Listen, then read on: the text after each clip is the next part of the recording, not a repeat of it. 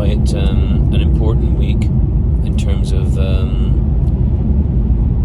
what's happening with us, I'm afraid, you, me and your mother.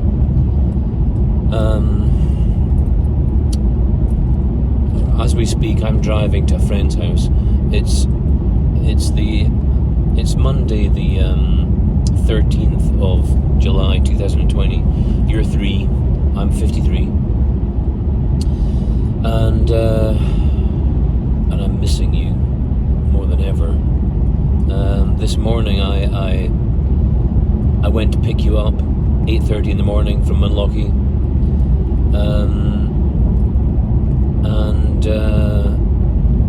I was really looking forward to seeing you, of course, and I arrived and you weren't there. Your mother's car wasn't there, so I waited until it was 8:30, and then I sent a message to your mum saying, is everything okay? And I knew it wasn't.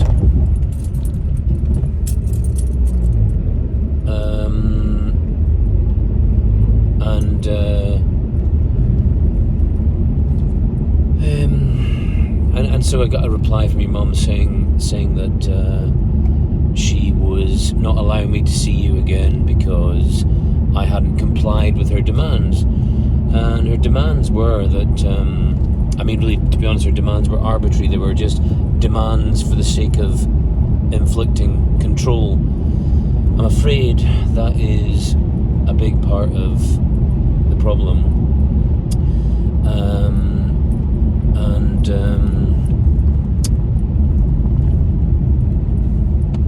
Your mother decided that a game that you like to play with me, there's a game that you like to play called Poopy Baby. I've got videos of it. I'm sure you've probably seen them in my collection. We have great fun. It's a harmless game, but as is often the case, your mother finds an activity to attach to a label, and she knows all the labels, i.e. the labels that properly criticize a father.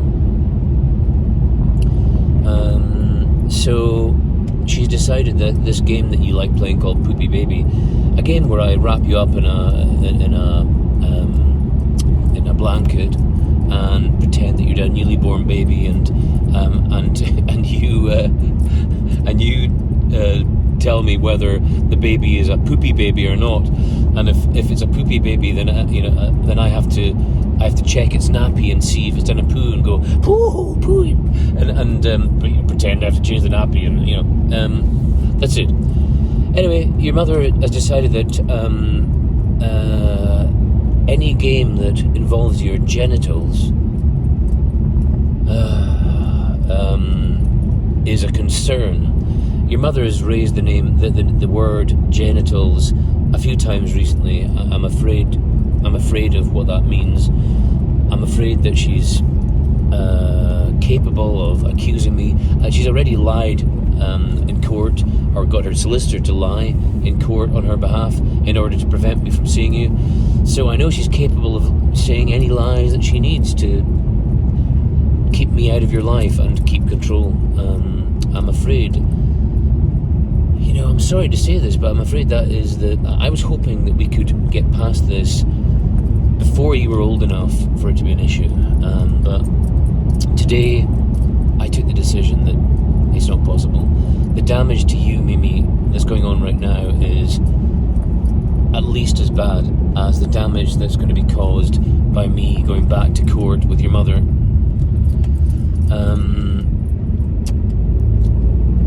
I've been trying to avoid going back to court. Had I never gone to court in the first place, I wouldn't have been allowed to meet you. I've been trying to. I used all the money I had to do that. So I paid off my solicitor for that now, and I've got enough money to begin another action. And I'll probably end up broke again. But I'm not going to allow you to be not given your rights. You've got the right to have a father, and I've got a right to have a daughter. So we both need to fight. Unfortunately, the laws are such right now that neither of us have got many rights. And your mother knows this. The irony is that your mother's job is to teach parents how to, parents that have parenting problems, on how to parent better. And believe me, it has not gone unnoticed by many people that there is a certain hypocrisy in that. Since she's denying you of proper parenting. Anyway, I'm on my way. I'm driving along the banks of Loch Ness right now, on my way to Foyers, near Foyers, to Errigie, to meet up with a friend of mine. There's a friend of mine called Mark Sutherland. He's a policeman, and he's been very sympathetic to my problems. I'm lucky enough to have a few friends that are quite sympathetic to my problems and not being allowed to be a father, and you not being allowed to be with me. And there's people that are keen to help, and that's a big help for me, because I went through a lot of depression, and I've had the doctors had to give me drugs for my anxiety problems, and I've been offered drugs for my depression, but I've chosen not to use them, and I'm coming out of it now. We're now, you're now 3.5, so we're now 4 years into this trauma, this conflict for us both, you and me, and I'm now learning to cope with it. I'm now learning how to fight back. And from here on in, the fight's going to be big, I'm afraid. I've tried really hard to just appease your mum, and slowly persuade her to give me an extra hour here. But we're right now, as we speak, I see you 9 hours a week, and when I'm allowed to. I mean, I have a court order that allows me to do that, but your mother thinks nothing of breaking it. Like today your mother broke it. In theory, breaking a court order is an imprisonable offence, but your mother thinks nothing of doing it, because she knows that the legal system in family law in this country is poor. So basically, there's nothing I can do about it.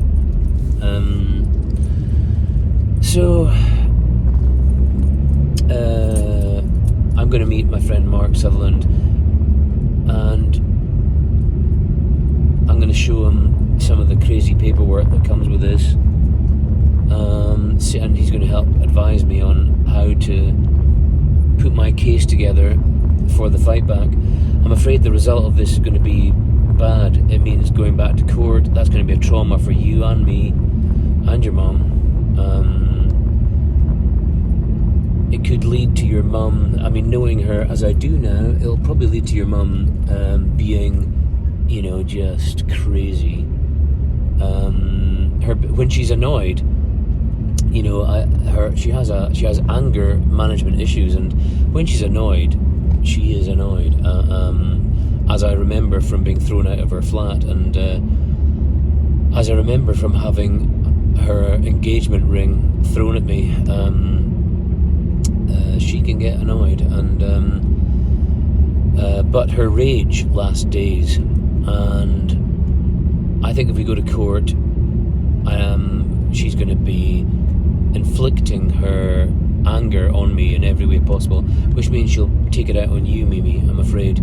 So I'm going to have to make this as swift as I can, and I'm going to try and persuade the court to allow you and me to get a fair time together, so that I can give you a sanctuary, and I can give you a loving parent, a proper loving parent. And the important thing to remember, Mimi, in life is, when you love somebody, when somebody loves you, There's lots of different ways of loving. Some people will genuinely love you. I mean, when somebody says they love you, they probably do love you. But some people's love is inappropriate. You know, they don't know how to love. So just because somebody loves you doesn't mean it's acceptable. Doesn't mean you have to put up with anything. You deserve to be loved right.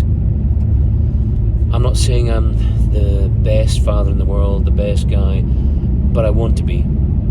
And I believe I know something about love. And I love you more than anybody else in this world. And I'm going to do everything I can do to solve this problem. There's a great risk. There's a risk that I might come out of this with worse off than I am now. But right now, your situation is not good. So I'm gonna have to go for it. So here I am, just about at Mark's house, and is it that one? No, it's not that one. It's the next one. So I just wanted you to know that that I've thought deeply about this conflict. I don't want conflict, but this way I'm hoping will lead to less conflict. So, love you lots, darling.